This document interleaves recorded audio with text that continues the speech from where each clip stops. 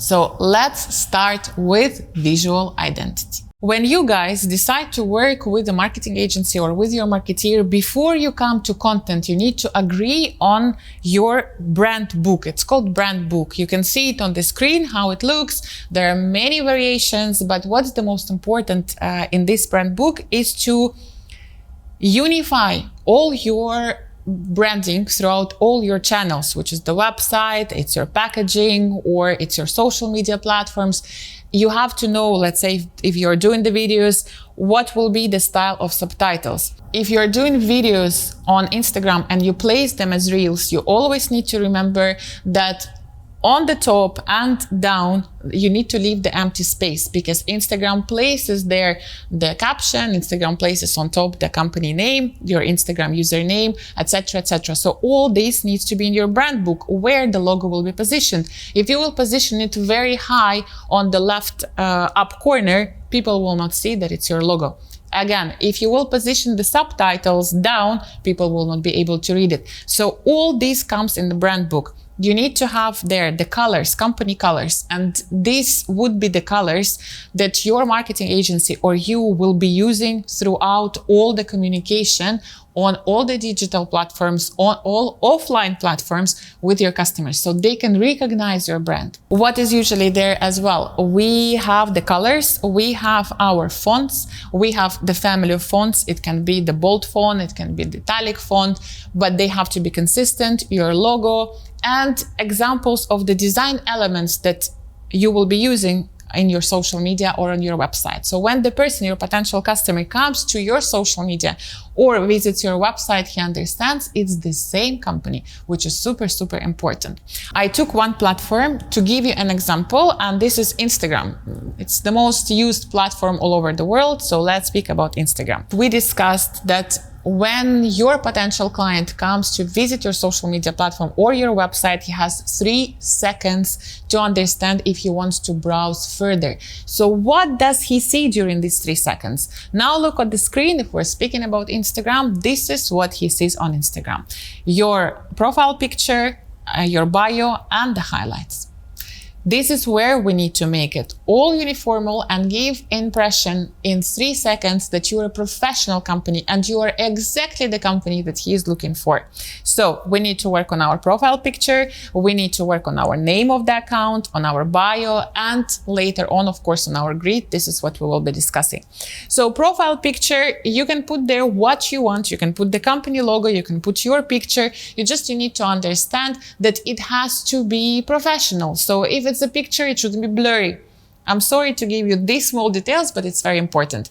If you're placing the logo of your company, you need to understand that the circle of the profile picture is very small. So if your logo is very long, try to create another logo which will be, your like 1-letter logo. Like for example, for GPS marketing, we just made M, or there are companies like IBM, there are 3 letters, etc. So think about that. In bio, it's very important to show your positioning, which is where we start showing our positioning. Who we are, what is our company about, what do we do, what do we sell. If we have any awards, we definitely need to place them there.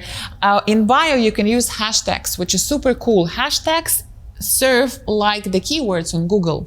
So if you look at the screen, you can see that we put that GPS marketing agencies, top 100 advertising agencies in Middle East and North Africa. Advertising agencies we made as a hashtag. So if someone will be looking for an advertising agency, we will come within the organic search, within the list. The same we did with social media agency Dubai, the same we did with digital marketing agency Dubai. So think about which hashtags you can place in your bio. This will help to reach more people organically. Today on Instagram, you can place many links. So before, if you remember, you had only one link. So that's why companies were using services like TapLink, Linktree, where they could have had the landing page and they were putting there many links to other platforms like WhatsApp, YouTube, LinkedIn, whatever you want to show, or to download the brochure, for example. Now you can put all those links also on Instagram. I still advise you to use top link, just not to have a lot of links, together, visually not attractive, but then you can decide. But what's important are the highlights. Highlights are important because they are the shortcut to your content. So you need to treat them in a way that if your potential customer comes to your lens on your Instagram account and checks the highlights, he needs to understand what are you selling, who you are, understand your personality, understand if you're a credible company or if you're building the personal brand, if you are an expert, if you're credible enough to buy from you. Very big mistake. And please now open your Instagram accounts if you have Instagram accounts of your business and check the highlights and clean them. Sometimes we are visiting the Instagram account of the business, we want to check the highlights and we see the irrelevant information that was relevant and posted 357 weeks ago. This is not the way that we need to treat our highlights if we want to sell.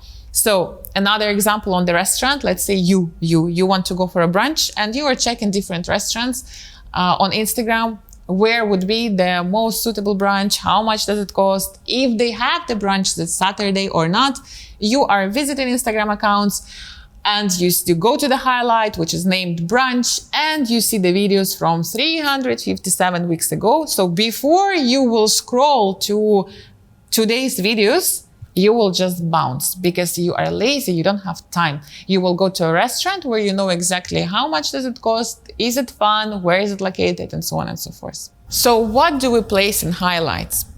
We place information about your products, about you or your company, before and after, if it's applicable. For example, in some businesses, this is applicable, about your services, about people that you are working with. If you have any awards, please put it there. If you have any media speaking about you, please do as well.